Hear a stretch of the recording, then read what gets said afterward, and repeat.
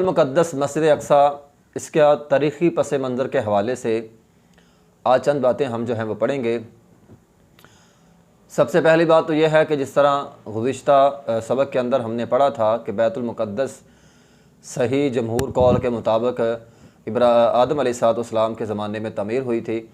तो बहरहाल अल्लाह ताला ने कुरान मजीद के अंदर फरमाया है वनज्जैनाहु व लूतन इलल अर्ज़ि लती बारकना हौलहु। इब्राहीम अलैहिस्सलाम बैतुल मुक़द्दस आए थे, फ़लस्तीन के इलाके में आए। लूत अलैहिस्सलाम साथ आए और फिर उनके बाद उनके बेटे इसहाक़ अलैहिस्सलाम, फिर उनके बेटे यकूब अलैहिस्सलाम और फिर उनके बेटे यूसुफ़ अलैहिस्सलाम। यूसुफ़ अलैहिस्सलाम का बचपना भी इसी इलाके में गुजरा है। फिर यूसुफ़ अलैहिस्सलाम को अल्लाह ताला ने मिस्र दे दिया और मिस्र के वो बादशाह बन गए। बादशाह बनने के बाद उन्होंने ये जो बनी इसराइली थे इनको वहाँ से निकाल कर ले गए और मिस्र के शाही घराने के तौर पर वहाँ पर रखा।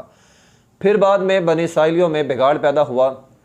काफ़ी सालों बाद जाकर इन्होंने खवास्तें की बनी इसराइल के लोगों ने, तो अल्लाह ताला ने इन पर फ़िरौनियों को मुसल्लत कर दिया।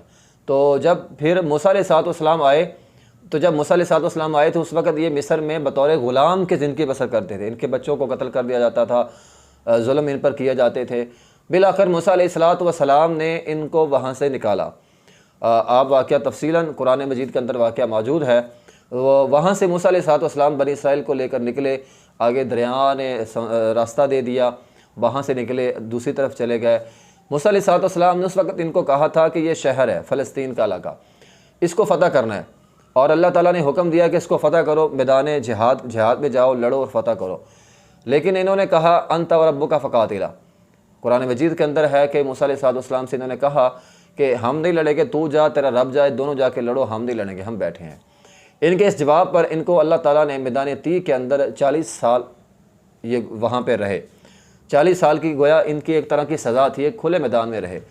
लेकिन बहरहाल अल्लाह ताला की रहमत वहाँ भी होती रही, मन सलवा वहाँ पे उतरा, तौरात की तख्तियाँ वहाँ पर आई और इन 40 सालों में मूसा अलैहिस्सलाम वफ़ात पा गए, हारून अलैहिस्सलाम वफ़ात पा गए। उनके बाद यूशा बिन नून आए। जब यूशा बिन नून आए तो उनकी ज़ेर क़यादत इनकी जो अगली नई नस्ल थी, क्योंकि ये जो बनी इसराइली मूसा अलैहिस्सलाम के ज़माने में थे, इनकी सोच में ग़ुलामानी तहज़ीब आ चुकी थी। चूँकि ये ग़ुलाम रहे थे तो ग़ुलाम रहने की वजह से ना वो सोच ही ग़ुलामाना थी। तो जब नई नस्ल आई, उनकी तरबियत की तो वो जिहादी बन गए सारे। फिर उनके साथ मिलकर मुल्क शाम को फ़तह किया गया, फ़लस्तीन को फ़तह किया गया और बैतुल मुक़द्दस में यहूदी जो है वो बनी इसराइल के लोग वहाँ पे वापस चले गए। फिर वहाँ पे इन्होंने फिर खवास्तें की, जराइम किए। अल्लाह ताला ने इन पर जालूत नामी एक बादशाह को मुसल्लत कर दिया। अब ये जो जालूत नामी एक बादशाह था जो इन पर मुसल्लत हुआ, फिर ये असल में ये करते क्या थे, जब अल्लाह ताला इनको रूह देता था ये बगावतें शुरू कर देते थे। फिर अल्लाह ताला बतौर सज़ा के किसी न किसी ज़ालिम बादशाह को इन पर मुसल्लत करता रहता था। फिर ये सीधे हो जाते थे, फिर अल्लाह ताला इनकी मदद करता था। तो जालूत के मुकाबले में अल्लाह ताला ने इनको तालूत बादशाह दिया। तालूत और जालूत का किस्सा सूरह बकरा के अंदर जो है वो मौजूद है। तालूत बादशाह की फ़ौज में एक जर्नल था, कमांडर था दाऊद अलैहिस्सलातु वस्सलाम। लेकिन उस वक़्त इनको अभी नबूवत नहीं मिली थी, ये नबूवत से पहले का वाक़या है। तो अल्लाह ताला ने इनको फ़तह दी। तो फ़तह के बाद अल्लाह ताला ने दाऊद अलैहिस्सलाम को बादशाहत भी दे दी और नबूवत भी दे दी। तो फिर दाऊद अलैहिस्सलाम इस फ़लस्तीन के इलाके के बादशाह रहे। उसके बाद उनके बेटे बादशाह बने सुलेमान अलैहिस्सलाम। सुलेमान अलैहिस्सलाम के बारे में आप जानते होंगे कि दुनिया के वाहिद बादशाह है जो नबी भी थे, बादशाह भी थे और जिनके पास पूरी दुनिया की बादशाह थी। हवाएँ उनके मतहत थी, जानवरों की बोली समझ लेते थे, जिन्नात उनके मतहत थे, जानवर उनके मतहत थे। सारा पूरा निज़ाम अल्लाह ताला ने उनके सुपुर्द जो है वो किया हुआ था।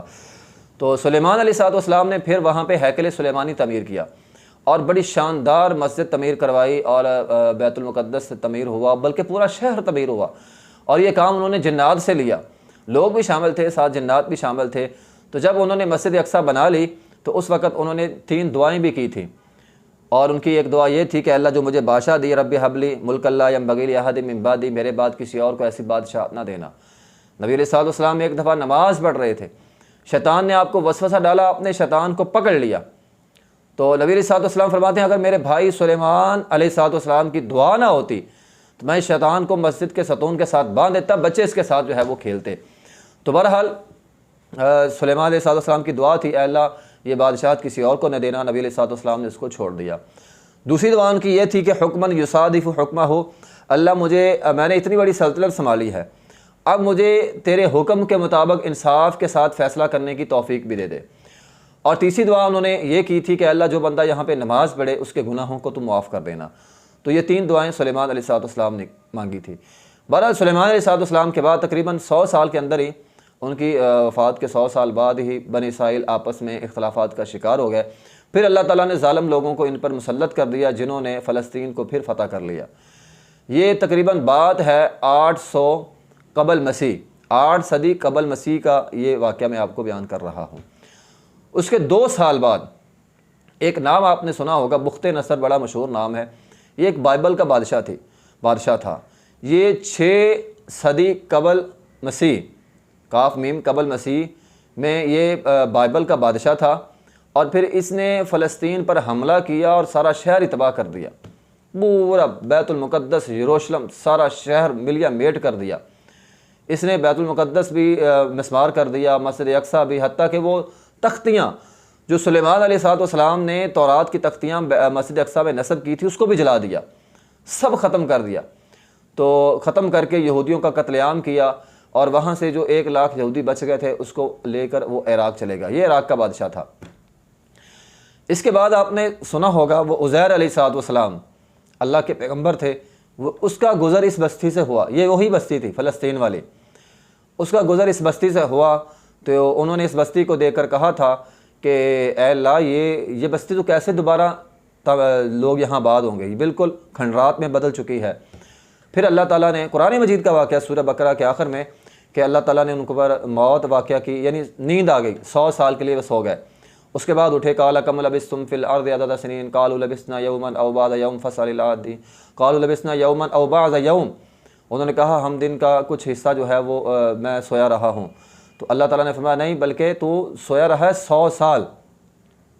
तो 100 साल का अरसा जो है वो उज़ैर अलैहिस्सलाम 100 साल के लिए वहाँ पे सोए रहे। 100 साल के बाद जब उठे तो वो पूरा शहर आबाद हो चुका था।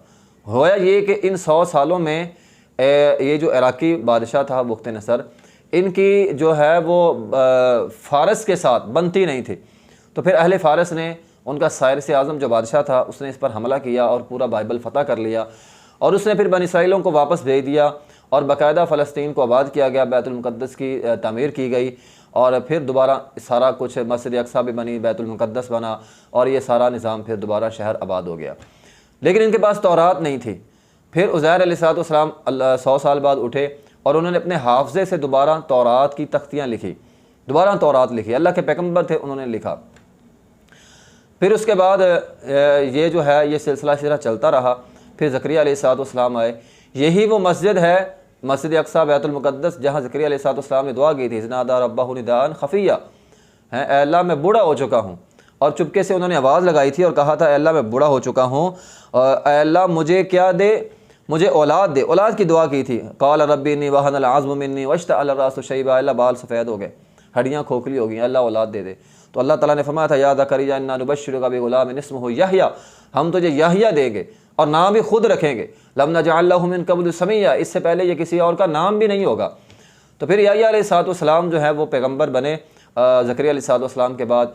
एक तरफ ये ख़ानदान था, दूसरी तरफ था आले इमरान। सूरह आले इमरान है कुरान मजीद के अंदर। तो इमरान की जो बीवी थी उसने ये नज़र मानी थी। कुरान मजीद के अंदर है इज़ क़ालत इम्राअतु इमरान रब्बी इन्नी नज़रतु लका मा फ़ी बत्नी मुहर्ररन फ़तक़ब्बल मिन्नी, कि अल्लाह जो बच्चा पैदा होगा उसमें उसे मैं खादिम बना दूँगी तेरी मस्जिद का। तो यही वो मस्जिद है, मस्जिद अक़सा। तो खैर वो बेटी पैदा हो गई।